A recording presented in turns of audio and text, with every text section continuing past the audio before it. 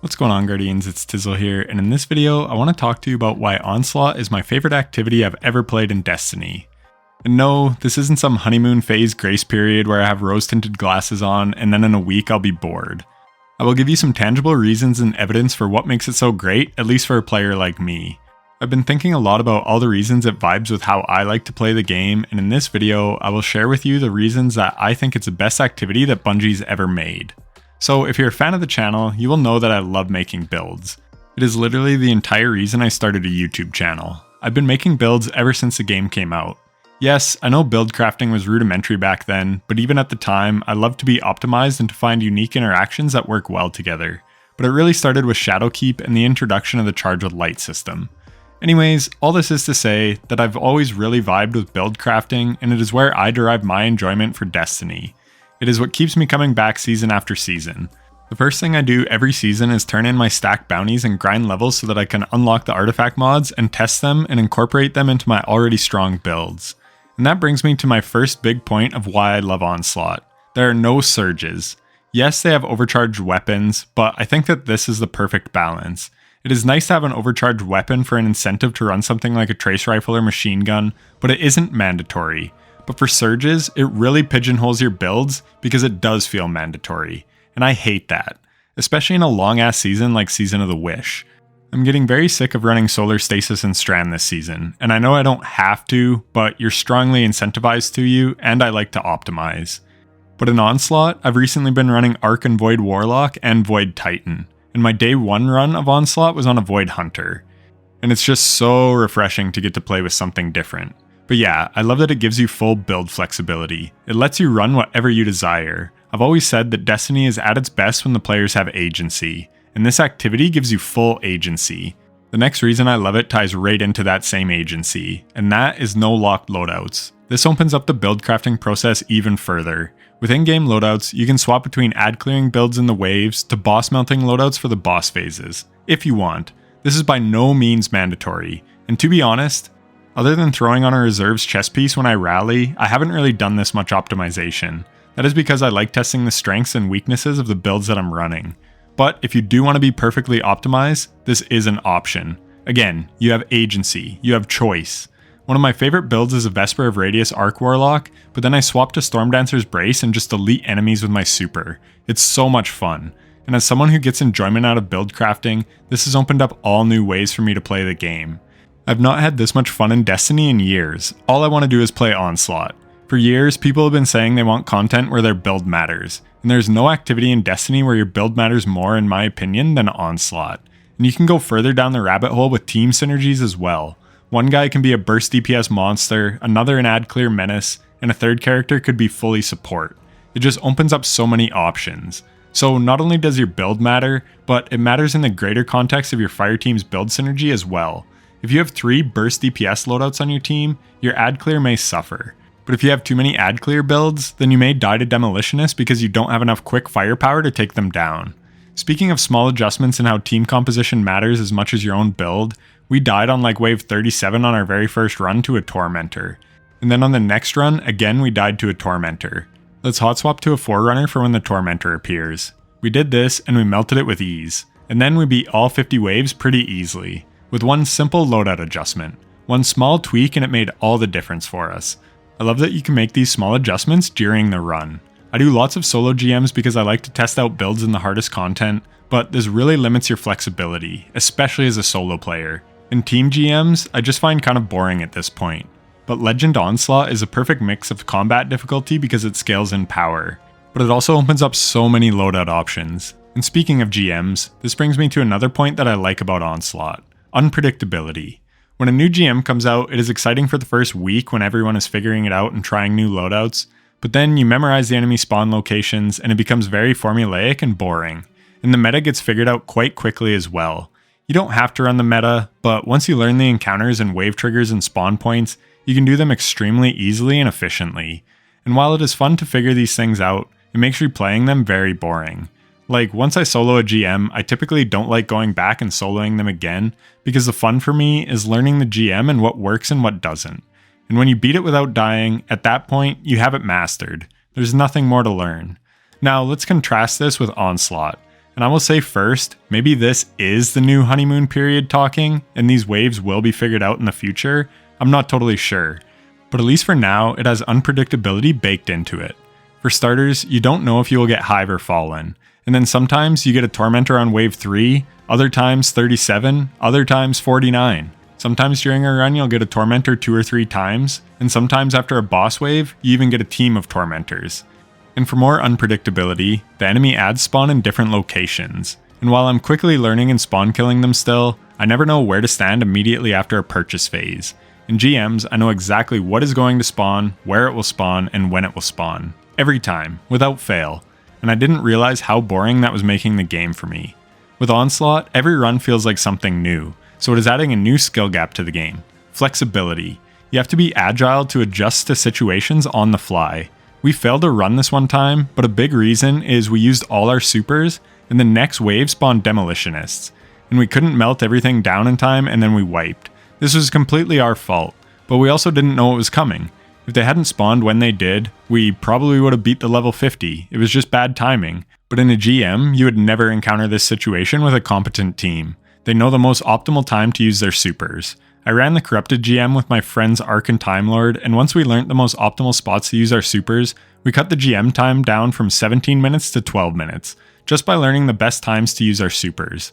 In Onslaught, you don't know the best time, so you have to adjust on the fly, and I really like this added dimension to the game. And speaking of unpredictability, there are different types of waves and bonus objectives. Sometimes you have to go capture a pyramid, or run and shoot the relics, or defuse bombs, but again, at least for now, you don't know when that wave is coming up, and each time it could present a different challenge. Like, maybe you get a crazy wave of Demolitionists and have to stay at the ADU and melt them, but if you don't pay attention and you are doing a side objective, you'll likely wipe. This is just one example. The broader point is, it has an element of adapting on the fly, and this is so important to keep the activity feeling fresh and exciting. But back to when we wiped to the Demolitionists on wave 37 I think it was, did it bother me? No. Surprisingly not actually. I'm a perfectionist. When I'm running a GM, I get extremely annoyed if we wipe. This doesn't happen very often, but when it does, it just really annoys me because it's like, come on, be fucking better. But in Onslaught, it just doesn't matter. You get rewarded for your time. The loot structure, while not perfect, is great. In a GM, it doesn't matter if you beat 95% of the GM and then wipe, you just wasted 20 or so minutes. Hell, sometimes even longer. You get no loot.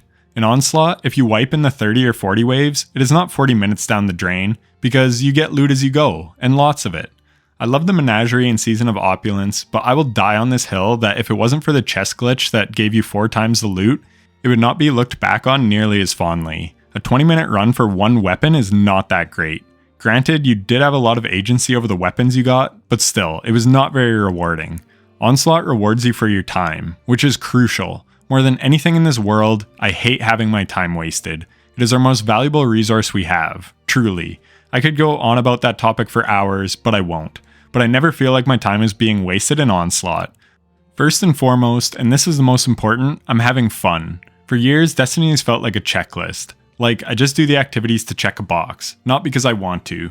But with Onslaught, I'm having more fun than I've had in Destiny in years. I just want to keep playing it. But I know I have to chill and tend to life and YouTube and responsibilities as well. Like, I'm running a marathon next month, and this is definitely not helping. But yeah, I just find myself wanting to test like a million different things in this game mode. The possibilities are endless. You can focus attunement to the drops you want, which is great. I've always said we need more agency in Destiny. And while the attunement system isn't as good as the Chalice was in Menagerie, it is certainly a nice addition. And speaking of Menagerie again, it is looked back on as the best seasonal activity in Destiny. And one reason why it was so good is, much like the Coil, you had different waves. You didn't know what was coming, and I talked about how that unpredictability is so fun. However, Onslaught does this better than the Coil or Menagerie. With Menagerie, once you figured out where the crystals spawned or how to run the gauntlet, then even if the order of the rooms changed, it was always fundamentally the same. Same with the Coil. The order of the rooms were all different, but the rooms themselves were the same. So then you lost that unpredictability. But with Onslaught, again, at least so far, it feels unpredictable. Like you never know when the Demolitionists or Tormentors are coming. And I just can't express what a breath of fresh air that is. For someone who basically has this entire game figured out, it feels so nice to be challenged again. And on top of that unpredictability is strategy. We have our defenses that we can buy with our scrap.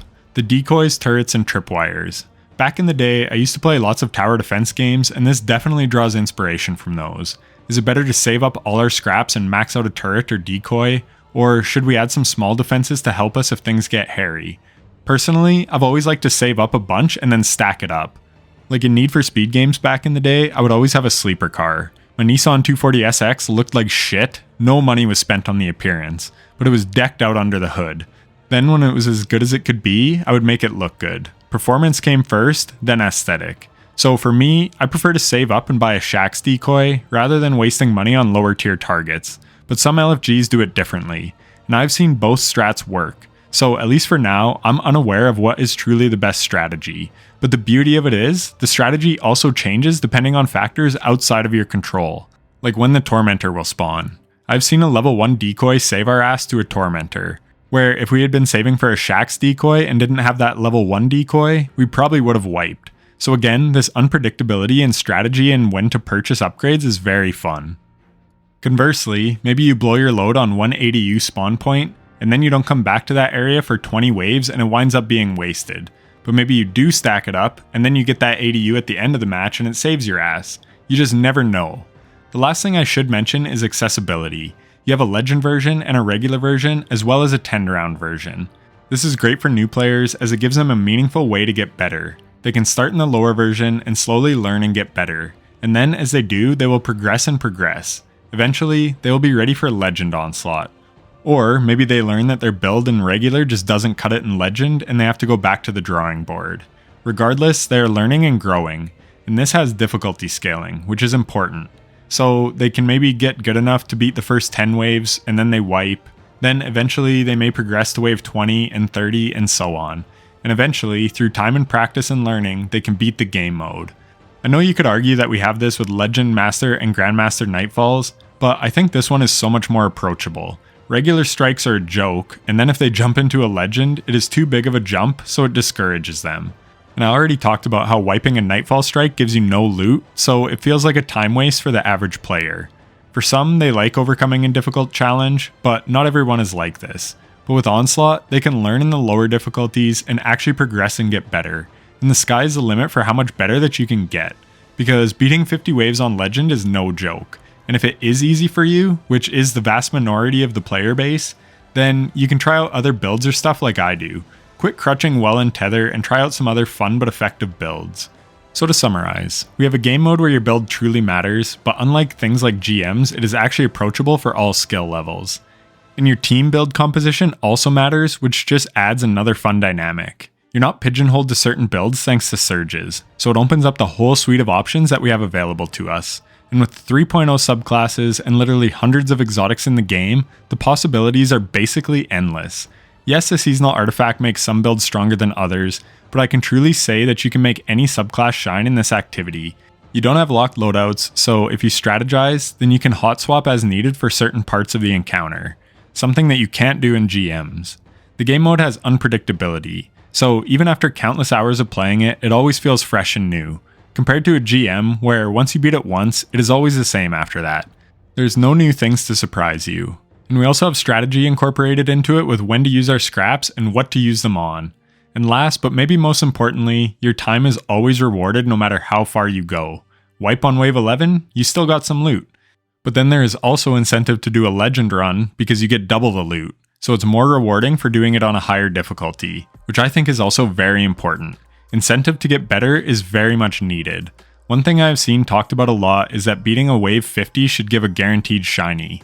Now trust me, I like exclusive loot, but I also love weapons with double perk rolls, so I'm not against this, but I also don't mind them being rare. For me, I would rather just see this drop rate increased. Maybe not a guarantee, but give some incentive for beating wave 50. Kinda like how raid exotic drop rate isn't guaranteed after you go flawless, but your chances go up dramatically. So if you beat a wave 50, it is a high chance. Or, for an idea that I like even more, maybe make it so wave 30 gives 3 chests, wave 40 4 chests, and wave 50 5 chests. The coil is long, but it's still shorter than a 50 wave onslaught, and they rain loot on you in the coil. So I think more chests would be cool, and then increase the drop rate of shinies for beating a wave 50. Or guarantee it, I don't care. But they definitely need to give some incentive for going deeper into the run. Anyways, that's it for my thoughts. As I said, I've been enjoying playing Destiny more this week than at any point probably since Forsaken. And that is not hyperbole, it's the truth. The last 2 or 3 years, my enjoyment has come out of sharing my knowledge with you all through my YouTube channel. That is what's made the game fun for me. I love to make builds, but I could only run it in so many activities. And Onslaught has opened up the floodgates for all the things that I can make viable, and it has increased my enjoyment of the game exponentially. So kudos, Bungie. I give this activity like a 9.5 out of 10. And if you can fix the loot structure to incentivize people to go after 50 waves instead of beating 10 waves over and over, then I think it will be close to a 10 out of 10. The other thing, keep shinies around after final shape. It is a fun carrot to chase in a game that has no meaningful carrots anymore. I hate FOMO and time gating, so get rid of this dumbass shit. Especially since you already time gated some of the weapons, so getting a shiny on the last to release weapons is an extremely small window of time. And personally, I'm moving in May, so I won't have much time to play. So this time gate bullshit pisses me off.